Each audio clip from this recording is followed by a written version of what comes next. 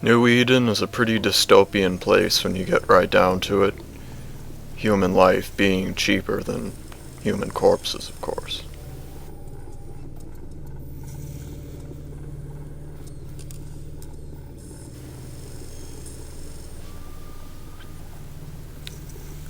From Sanchas who will suck your brain to blood raiders who will drain you dry, we count down the 6 most frightening, disturbing things in EVE Online.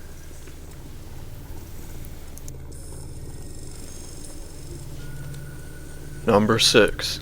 Rogue Drones. Rogue drones were created by Galente scientists years ago in a dubiously wise experiment to create totally autonomous versions of common drones. After they succeeded, these highly intelligent machines escaped captivity, going forth into Empire space and multiplying quickly.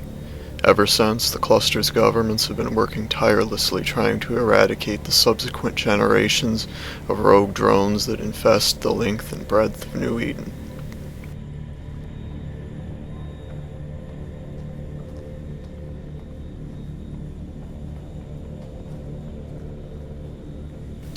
Rogue drones have a creepy pseudo-organic aesthetic and often sport tentacles on the hull of infested ships and structures.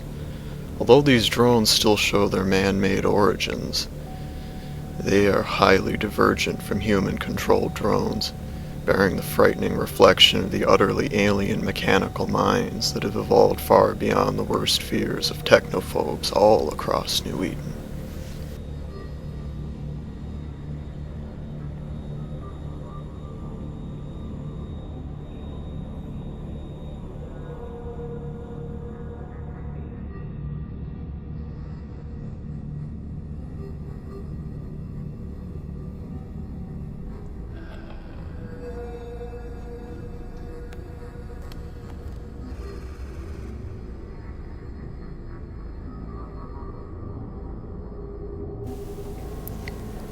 Number 5. Drifters.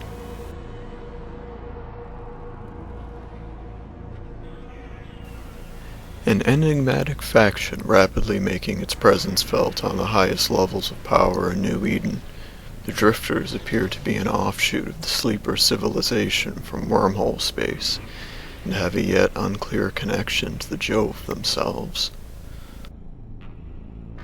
Although we don't yet know in what specific manner, the Drifters clearly use human corpses to propagate. They show a strong preference for the clone bodies of capsuleers.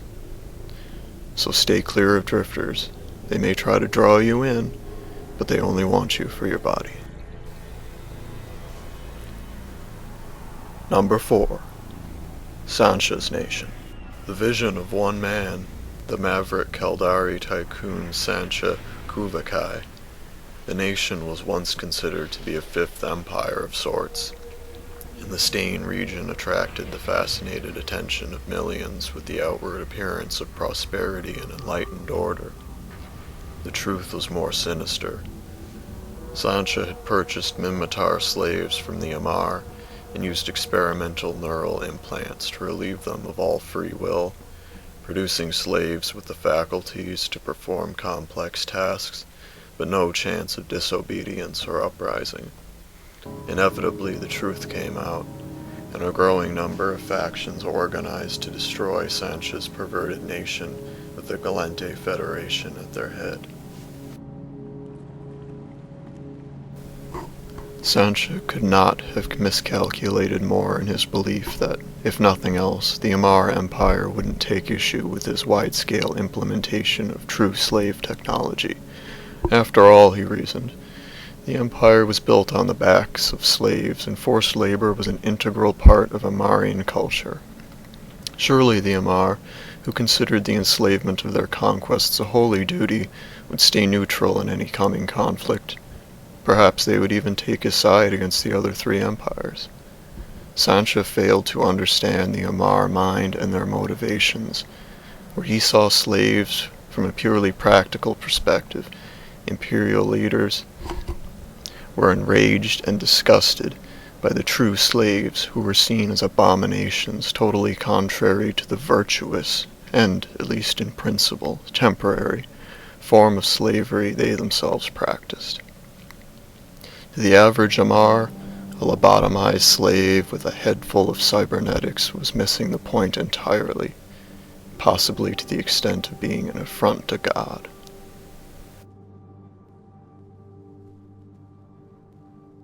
United for the first time in their history, the full force of the empires descended on Sansha's nation in a righteously pissed-off blob that swiftly burnt Stain to a cinder. For decades, it was assumed that although a few scattered Sansha ships had escaped the clusterfucking of their fallen empire, and none of the true citizen leadership. Unfortunately, the insane genius of Kuvake was not snuffed out as thoroughly as it should have been.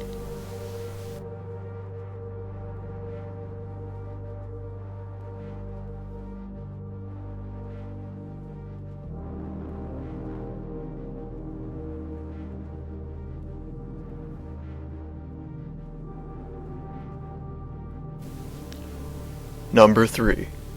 The Blood Raiders.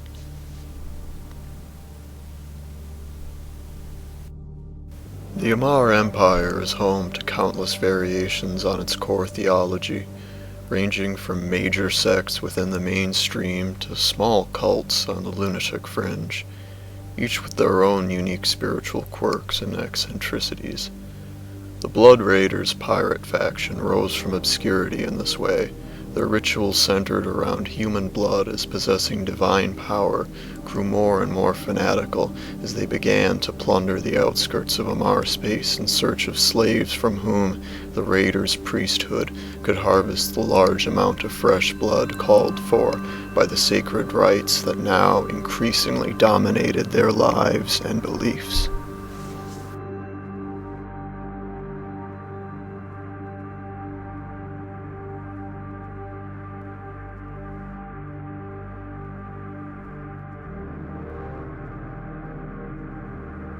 We intended to destroy their saviors, we, their enemies, but they are a forgiving people, simple but kind. They found a way to live, old rituals held anew, these blood colonies of a dark and grinning god. We arrived, and it was a vast and dark place, a cave big enough for a battleship. We stood on a tall cliff where below I glimpsed a valley, surrounded by other craggy outcrops in the rocks. There were hundreds of light sources down there. At first I thought they might be torches, then realized that they were bonfires. I could not imagine how many people were here. In the distance was a building so tall it reached up to the cloudy roof of the cave. It was the shape of a capsule, bronzed and red, covered in gross metallic cables that looked like the veins and matted hair on a newborn's head, their holiest of temples. The mission was lost, and so were we. There would be no rescue from this place. My companions had accepted that, in each their own way, and made their choices accordingly. Now it would be my turn. They are taking me to the temple, to the great altar, where I will choose between the slow death of poisoning or a long life among these people. I will be a martyr, or I will be an acolyte. And I know already, with the knowledge of the dreaming, that at this vermilion altar the high priest will greet me, and he will give me the chalice filled with the drink of life, the purified cure of this land, the blood of men.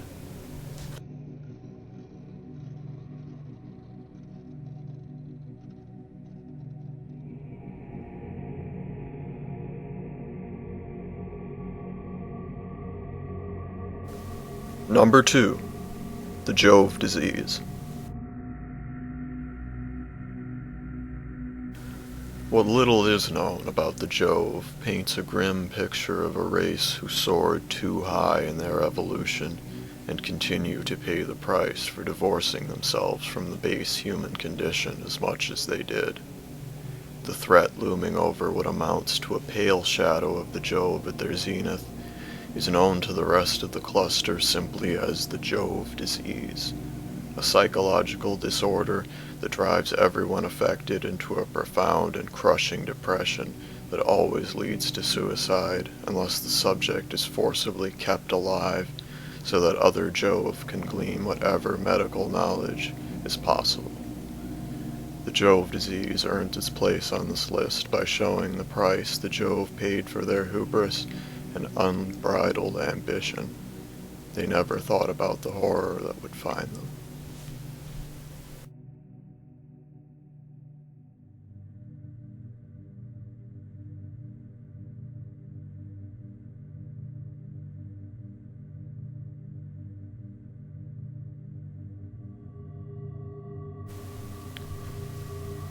And number 1, Amar slave breeding. This breeding facility produces Minmatar children ready to assume their place as servants to the Amar. Once they reach puberty, the boys are sent away to take their place amongst the lower classes in Amar society. The girls, on the other hand, are left behind.